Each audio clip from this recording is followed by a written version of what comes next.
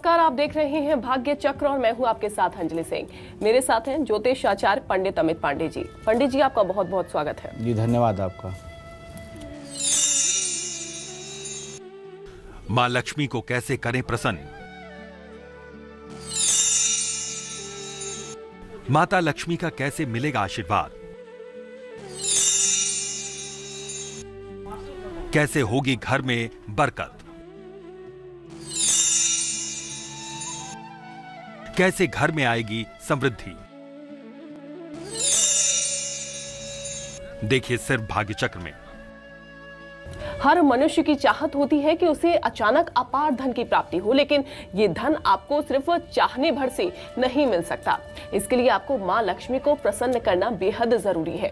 जीवन में धन द्रव्य के महत्व को नकारा नहीं जा सकता। मेहनत के बाद भी व्यक्ति धन के लिए परेशान रहता है। धन संबंधी परेशानी किसी को भी कभी भी हो सकती है।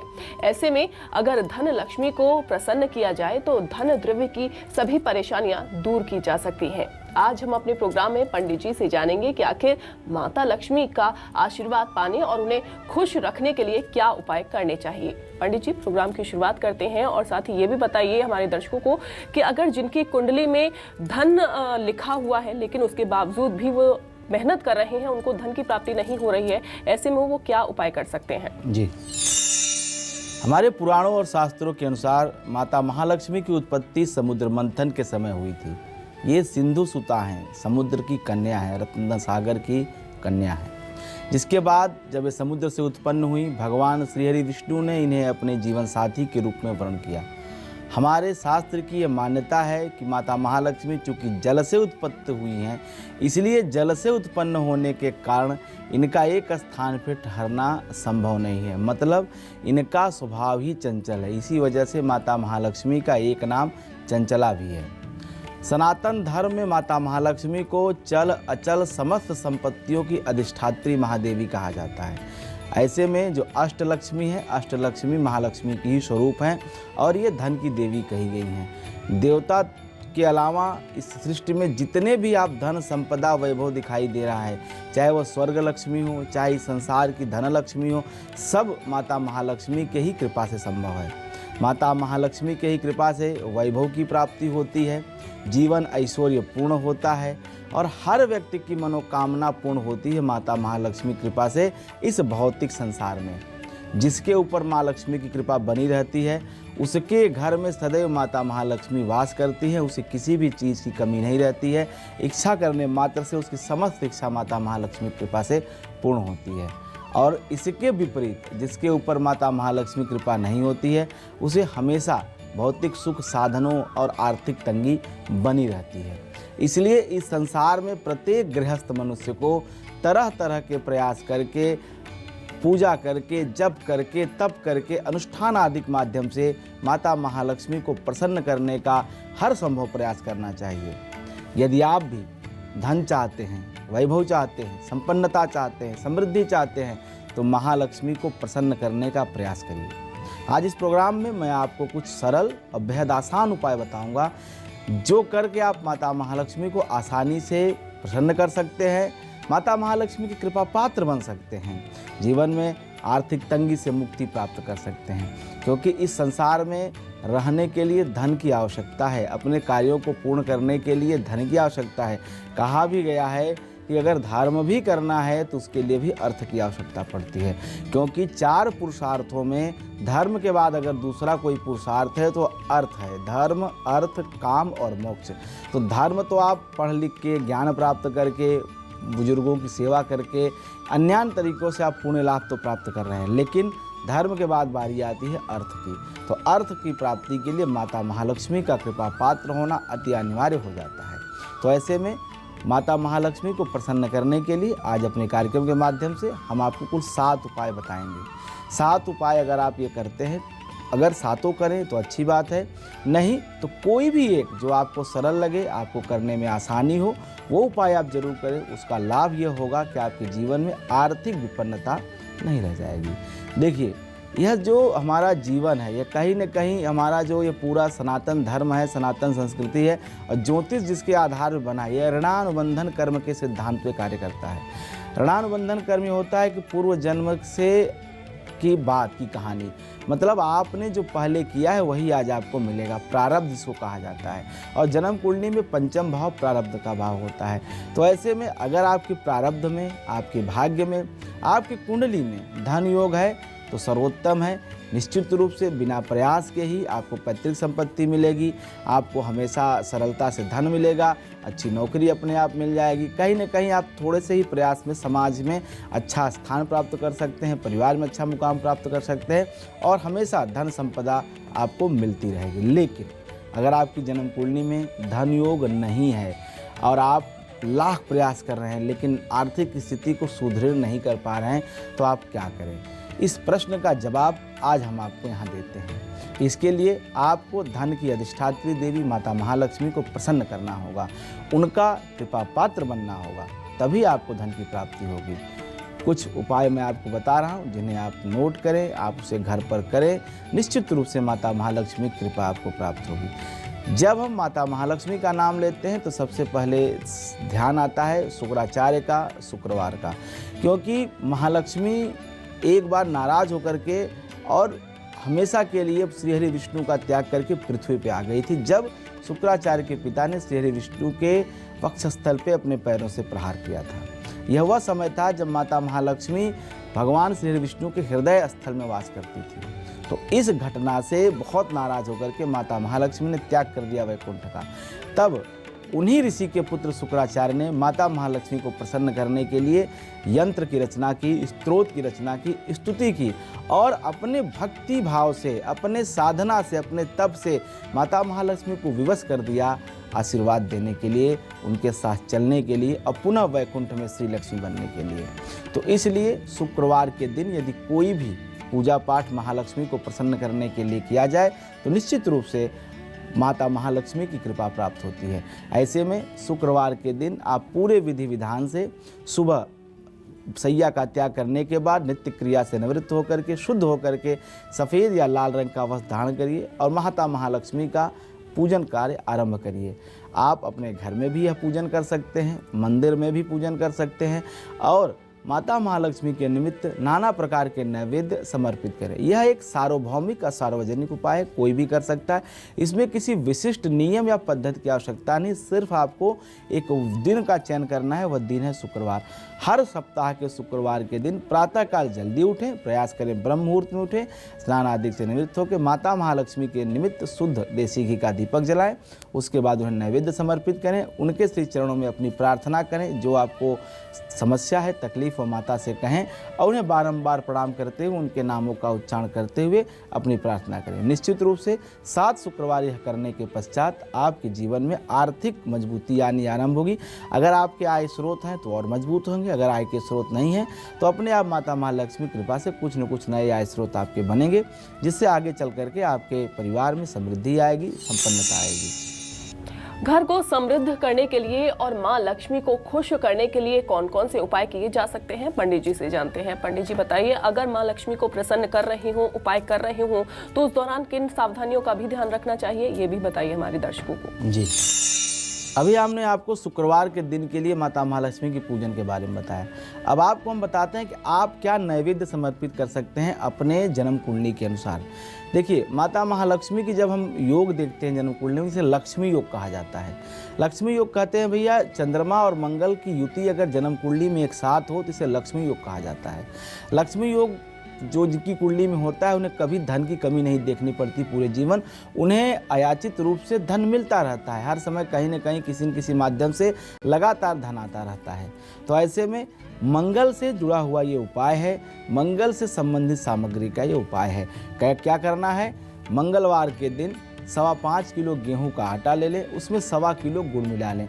गुड़ थोड़ा कम या ज़्यादा आप कर सकते हैं ताकि उसका मिठास बना रहे, और उसके बाद आप मंगलवार के दिन या गुरुवार के दिन, दोनों दिन आप ले सकते हैं, आप उसकी रोटी बना लें और उस रोटी को गाय को खिलाएं। देखिए, गाय में कहा जाता है कि समस्त देवी देवताओं, कोटि देवी देवताओं का वास होता है। जितने भी, चाहे वसु हैं, चाहे आदित्य हैं, चाहे रुद्र हैं, चाहे दिक्पाल हैं, चाहे यशोपाल, जितने भी देवी देवता हैं, सबका निवास स्थान गौ में होता है। तो ऐसे में मंगलवार और गुरुवार के दिन अगर गुड़ और आटे का मिला हुआ रोटी अगर आप खिलाते हैं तो इससे कहीं न कहीं माता लक्ष्मी आपके ऊपर अति प्रसन्न होंगी और आप पर अपनी कृपा दृष्टि सदैव बनाए रहेंगी। माता महालक्ष्मी को प्रसन्न करने का यह एक आसान उपाय है। अब बात करते हैं जप के लिए। तो माता महालक्ष्मी को प्रसन्न करने के लिए आप प्रतिदिन कमलगट्टे की माला ले लें। कमलगट्टे की माला आसानी से उपलब्ध हो जाती है और उस माला पे माता महालक्ष्मी का ध्यान करते हुए माता महालक्ष्मी के बीज मंत्रों के साथ उनके नाम का उच्चारण करना है, उस मंत्र का जप करना है। मंत्र क्या है आप इसे नोट कर लें। ओम श्रीं ह्रीं श्रीं कमले कमलालये प्रसीद श्रीं ह्रीं श्रीं ओं महालक्ष्मी नमः। मतलब हे महालक्ष्मी आप मेरे ऊपर प्रसन्न होइए, मेरे ऊपर कृपा करिए। इस मंत्र का आप 108 कम से कम नित्य अगर आप 1 महीने जप करते हैं तो निश्चित रूप से आपको लाभ मिलेगा और जीवन में सकारात्मक परिवर्तन होंगे। धन लाभ के साथ थे इससे आपको कर्ज मुक्ति में भी आसानी मिलेगी। अगर आपने कोई ऋण ले रखा है, ऋण मुक्ति नहीं हो रही तो उसमें भी सहायता मिलेगी। हम सभी जानते हैं कि कन्याओं में देवियों का वास होता है। ये स्वयं आदिशक्ति जगदम्बा भवानी की स्वरूपा मानी जाती है। इस संसार में वैसे तो जितनी भी स्त्रियां हैं सब कहीं न कहीं माता की स्वरूपा हैं, लेकिन कन्याओं में विशेष करके पूजन का विधान हमारे शास्त्र ने प्रशस्त किया है और ये उपाय काफ़ी कारगर भी है। जिस तरह से नवरात्र में कन्या पूजन किया जाता है उसी तरह से आप अलग से अनुष्ठान करके किसी भी शुक्ल पक्ष में माता महालक्ष्मी के निमित्त कन्या पूजन कर सकते हैं। आप लगातार 11 दिनों तक माता महालक्ष्मी के सम्मुख उनके चित्र या उनके मूर्ति के समक्ष अखंड दीप जलाएं और 11वें दिन माता का विधि विधान से षोडशोपचार सामग्री से पूजन करें। उसके बाद आप 11 कन्याओं को भोजन कराएं और उनको अपने सामर्थ्य के अनुसार सामग्री, उपहार, दक्षिणा, कुछ मेहंदी के सामान, कुछ और जो उनके पसंद है अपने सामर्थ्य के अनुसार सामग्री दान में दें। ऐसा करने से निश्चित रूप से उन कन्या स्वरूप जो महालक्ष्मी हैं, जो देवियां हैं, उनके आशीर्वाद से आपकी आर्थिक विपन्नता जरूर दूर होगी। हमारे समाज में, हमारे शास्त्र में कुछ ऐसी वस्तु, कुछ वैसी औषधियों के बारे में बताया गया है जो हमारे जीवन की नकारात्मकता को दूर करती हैं, सकारात्मक प्रवृत्ति को बढ़ाती हैं और कहीं न कहीं धन को आकर्षित करती हैं। उनके अंदर एक सकारात्मक शक्ति होती है जो कहीं न कहीं धन के आगमन के मार्ग को खोलती हैं। इसमें सबसे प्रमुख है काली हल्दी। प्रायः पीली हल्दी हम यूज़ करते हैं, लेकिन एक काली हल्दी भी होती है। काली हल्दी बहुत लाभकारी होती है महालक्ष्मी की साधना के खंड में, साधना के क्रम में। ऐसे में काली हल्दी में आप सिंदूर लगा लीजिए और लाल कपड़े में आप उसे बांध लीजिए। सिंदूर और लाल कपड़े का एक जो संबंध है, काली हल्दी, ये 3 चीज़ें जब एक साथ आएंगी तो कहीं न कहीं माता महालक्ष्मी की प्रीति की योग्य बन जाएंगी। तो ऐसे में आप इस तरह से एक जो है पोटली बना लें और माता महालक्ष्मी का आशीर्वाद पाने के लिए आप उसे अपनी तिजोरी या जहाँ भी आप अपना धन रखते हैं, पैसा रखते हैं, उसमें रखें और लगातार आप उसे धूप दिखाते रहें और जो है सिंदूर से उसको टीका करते रहें। ऐसा करने से निश्चित रूप से आपके तिजोरी का धन बढ़ता रहेगा, कभी आपको धन की कमी नहीं होगी और धन प्राप्ति के समस्त मार्ग खुल जाएंगे। इसके अतिरिक्त ये तो हो गई वस्तु की बात। अब आपको एक विशिष्ट वेद की बात बताता हूँ। हमारे यहाँ ऋग्वेद, यजुर्वेद, सामवेद, अथर्ववेद, ये 4 वेद हैं और इन वेदों में आदिकाल से महालक्ष्मी और धन की साधना की बात की गई है। माता महालक्ष्मी के प्रसन्न करने के लिए श्री सूक्त का विधान किया गया है। ये वेद के मंत्र हैं और श्री सूक्त के मंत्रों से हवन करना अत्यंत फलदायी होता है। लेकिन हवन की सामग्री क्या होगी वो आप नोट कर लें। हवन की सामग्री है काला तिल, देसी घी, शहद और चीनी। देखिए इसे त्रिमधु कहा जाता है। त्रिमधु मतलब 3 मीठी वस्तुएं। तो 3 मीठी वस्तु, इसमें देसी घी है, शहद है और चीनी है। काला तिल चूँकि हवन सामग्री के रूप में प्रमुख रूप से प्रयोग किया जाता है, इसलिए काला तिल हम ले लेते हैं। काला तिल के साथ देसी घी, शहद और चीनी, ये 3 मीठी चीज़ें मिला लें जिसे त्रिमधु कहा जाता है और उसके पश्चात श्री सूक्त के मंत्रों से हवन करें। श्री सूक्त का मंत्र आप जानते हैं, ओम हिरण्यवर्णाम हरिणीम सुवर्णरतस्याम चंद्राम हिरण्यमयीं लक्ष्मीं जातवेदो महावः, यहाँ शुरू होता है और उसके पश्चात ये 16 मंत्रों से आप माता महालक्ष्मी को लगातार यदि आप 16 दिन हवन करेंगे तो माता महालक्ष्मी आपसे प्रसन्न होंगी। धन लक्ष्मी की उपासना के लिए सच्ची भाव और सच्ची श्रद्धा से उनका स्मरण सुबह शाम करते रहें। क्या करना है कि आंख बंद करके पीले वस्त्र में महालक्ष्मी कमल के आसन पे विराजमान है, ऐसी उनकी प्रतिमा, ऐसी उनकी तस्वीर आप अपने मन में रखें और सामने अपने मंदिर या जहाँ भी आप पूजा पाठ करते हैं वहाँ पे उनका चित्र लगा लें। उस पर नित्य कुमकुम, अक्षत, गंध, फूल, नैवेद्य ये समर्पित करके आस्था और अपने पवित्र विचार के भावों से निरंतर उनका ध्यान करते रहें तो निश्चित रूप से धन लक्ष्मी की कृपा आपके ऊपर जरूर होगी। हाँ, एक विशेष बात यहाँ पे बता दूं, जो व्यवहारिक गलतियाँ लोग करते हैं, माता की पूजा तो करते हैं लेकिन स्त्रियों का अनादर करते हैं, ऐसा नहीं करना चाहिए। अगर आप महालक्ष्मी की सच में कृपा चाहते हैं तो कभी भी भूल करके भी किसी स्त्री का अनादर न करें। अगर यह व्यवहारिक गलती आप नहीं करते हैं तो आप जो भी पूजा पाठ करेंगे माता उसे सहर्ष स्वीकार करेंगी और आपके ऊपर अपनी कृपा सदैव बनाए रखेंगी। और अब पंडित जी से जानते हैं कि घर की तंगी खत्म करने के लिए, घर की नकारात्मक शक्तियों को कम करने के लिए क्या उपाय किए जा सकते हैं। पंडित जी ये भी बताइए कि माँ लक्ष्मी का आशीर्वाद हमेशा मिलता रहे, धन की कभी कमी ना हो, इसके लिए क्या किया जाए। जी, यदि आपके घर में धन की तंगी बनी हुई है, आपने बहुत सारे प्रयास कर लिए हैं लेकिन फिर भी धन का संचय नहीं हो पा रहा है, तो आप किसी भी रविवार के दिन पुष्य नक्षत्र, इसे रवि पुख्य कहा जाता है, उस दिन कुशमूल लेके आएँ। कुशमूल जो आपने देखा होगा पंडित जी पूजा में आपको संकल्प करने के लिए देते हैं, उसे कुशा कहते हैं और उसकी जड़ को कुशामूल कहा जाता है। जब संकल्प लिया जाता है तो भी कुशामूल आपके बिल्कुल हाथ के हथेली के मध्य में होता है कुशामूल, क्योंकि कहा जाता है कि इसमें ब्रह्मा विष्णु महेश त्रिदेवों का निवास होता है कुशामूल में। तो ऐसे में यह कुशामूल आपकी तकदीर बदल सकता है, आपका भाग्य बदल सकता है। कुशामूल को ले आना है रवि पुख्य के दिन।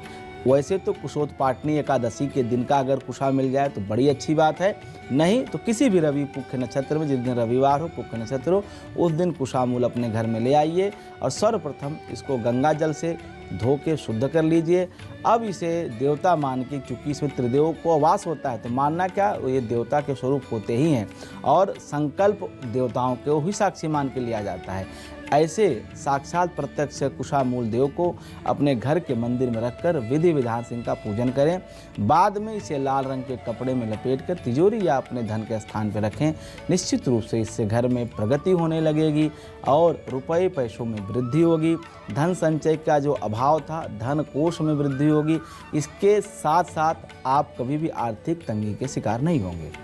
ये तो हो गई कुशामूल की बात। कुशामूल क्या कर सकता है।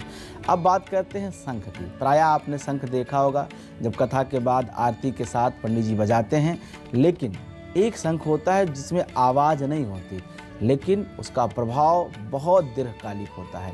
यह है दक्षिणावर्ती शंख। यह माता महालक्ष्मी को अति प्रिय माना जाता है और इसका वर्णन तमाम पुराणों में, वेद शास्त्रों में आदिकाल से होता रहा है। हमारे शास्त्रों की मान्यता है कि जिस भी घर में दक्षिणावर्त शंख रहता है वहाँ पर नकारात्मक शक्तियों का प्रवेश कदाचित नहीं हो सकता है और वहाँ सदैव माता महालक्ष्मी और भगवान श्री हरि विष्णु की कृपा बनी रहती है। माँ महालक्ष्मी का अगर आप अस्थायी वास चाहते हैं अपने घर में तो दक्षिणावर्ती का शंख आप अपने घर में जरूर रखें, क्योंकि यह उपाय अचूक है। हालांकि यह अत्यंत दुर्लभ शंख है लेकिन समुद्र में पाया जाता है। समुद्र में आप जो शहर समुद्र किनारे हैं वहाँ जाके आप इसे खरीद सकते हैं। और इस शंख को आप कब ले आए यह जरूर ध्यान रखें। एक विशेष नक्षत्र है पुख्य नक्षत्र। पुख्य नक्षत्र अगर सोमवार के दिन मिल जाए तो अच्छी बात है, नहीं तो गुरु पुख्य के नक्षत्र में भी यह शंख लाना अत्यंत शुभ रहता है। आप इसे ले आकर के अपने पूजा के स्थान में रखें। और अगर आप माता महालक्ष्मी का कोई मूर्ति रखे हैं या आपने घर में श्रीयंत्र की स्थापना कर रखी है, श्रीयंत्र चांदी का है या स्फटिक का है, तो उस श्रीयंत्र को स्नान कराते समय इसी दक्षिणावर्ती शंख का प्रयोग करें। मतलब इस शंख में पहले जल डाल लें, उसके बाद इस शंख के माध्यम से माता महालक्ष्मी के स्वरूप मूर्ति है या आपके पास श्रीयंत्र है तो उसको जरूर स्नान कराएं। इससे तत्काल आपको लाभ मिलता हुआ दिखाई देगा, क्योंकि दक्षिणावर्ती शंख में माता महालक्ष्मी का वास होता है और जहाँ दक्षिणावर्ती शंख होता है वहाँ धन की कमी कदापि नहीं रहती है। इसके अतिरिक्त ये तो हो गई शंख की बात। अब माता महालक्ष्मी के यंत्र के बारे में आपको हम बताते हैं। माता महालक्ष्मी की कृपा पाने के लिए श्रीयंत्र की स्थापना करनी चाहिए। श्रीयंत्र की स्थापना रामबाण माना जाता है। हमारे शास्त्र कहते हैं कि जहाँ पे श्रीयंत्र होता है जहाँ पे श्री यंत्र का नियमित पूजन होता है वहाँ पे कभी भी माता महालक्ष्मी रुष्ट नहीं होती हैं। माता महालक्ष्मी श्री यंत्र के स्वरूप में साक्षात निवास करती हैं। इंद्र के बाद जब इंद्रपद चला गया था तो वह इंद्र भी अपनी स्वर्ग लक्ष्मी को प्राप्त करने के लिए इसी यंत्र की स्थापना करके और अपने तमाम धन संबंधी, ऐश्वर्य संबंधी, स्वर्ग संबंधी समस्याओं का निवारण करने के लिए इसी श्री यंत्र का विधि विधान से पूजन किया था, तब उनके धन की वृद्धि हुई। हाँ, एक विशेष बात, जब आप श्री यंत्र की स्थापना कर रहे हैं तो इसके नियमों का विशेष ध्यान रखें। एक बार अगर आपने श्री यंत्र की स्थापना कर दी तो आप एक संकल्प के बंधन में बंध गए। अब आपकी जिम्मेदारी बन जाती है कि आप भोजन करें ना करें, लेकिन इस श्री यंत्र का पूजन नियमित होना चाहिए, रोज होना चाहिए। आरती, धूप, दीप, नैवेद्य डेली होना चाहिए, क्योंकि यह यंत्रराज स्वयं जो है महालक्ष्मी के स्वरूप हैं। इनके अंदर, इनकी परिधियों में जो है माता की शक्तियाँ योगिनी निवास करती हैं। बिंदु में साक्षात पराम्बा जगदम्बा महालक्ष्मी स्वरूप के निवास करती हैं। तो ऐसे में यह श्री यंत्र आपकी तकदीर तो जब बदल सकता है, लेकिन एक विशेष बात ध्यान रखें, जब इनकी स्थापना करें, चाहे आप कुर्म पीठ श्री यंत्र पे करते हैं या पारद पे करते हैं या चांदी या ताम किसी भी धातु के अग्र पृष्ठ पीठ पे करते हैं, तब भी पूजन इनका नित्य होना चाहिए। पूजन इनका बंद नहीं करना चाहिए। इसलिए स्थापना करने से पहले इन नियमों का खास ख्याल रखें, तो निश्चित रूप से यह श्री यंत्र आपके धन के मार्ग खोलने वाला साबित होगा। तो पंडित जी ने आपको बताया कि घर की तंगी कैसे खत्म की जाए। अगर घर में नकारात्मकता फैल रही है तो उसको कैसे खत्म किया जा सकता है। पंडित जी से जानते हैं कि माता लक्ष्मी को प्रसन्न करने के लिए और क्या क्या उपाय करना फलदायी हो सकता है।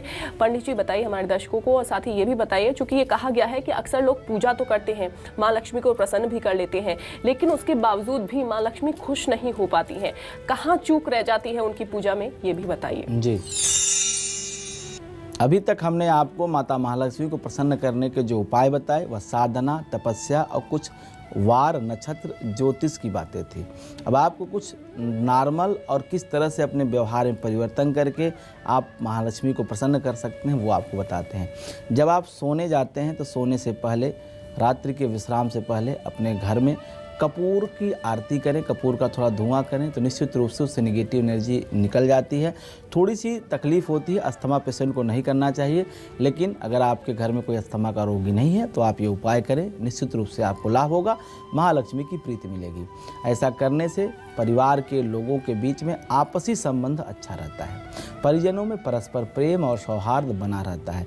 इसी के साथ आप एक बात हमेशा ध्यान रखें कि घर में बुजुर्गों का सदैव सम्मान करें। यह व्यवहारिक गलती लोग करते हैं, और कहा भी जाता है कि बाहर के देवता जो है आप पूजा कर रहे हैं और घर के जो साक्षात देव हैं आप उनका अनादर कर रहे हैं, तो ऐसे में आपकी देव पूजा कभी स्वीकार नहीं होगी। तो घर के बुजुर्गों का सदैव सम्मान करें।